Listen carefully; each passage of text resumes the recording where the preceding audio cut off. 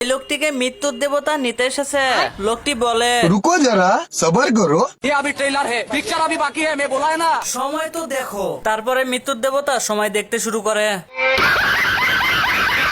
তারপর দেখা যাচ্ছে যে একটি জাহাজ দুর্ঘটনায় লোকটি মারা যেতে ধরে। সেখানে সূর্য এসে তাকে এই কার্ডবোর্ডের উপর ফেলে রেখে চলে যায়। এরপর মৃত্যুর দেবতার অপেক্ষা করা ছাড়া আর কোনো কাজ থাকে না। সে তাই বসে পড়ে। সে অনেকক্ষণ বসে থেকে বোর হয়ে যায়। বোর কাটানোর জন্য সে বাস্কটি খুলে দেখতে চায়।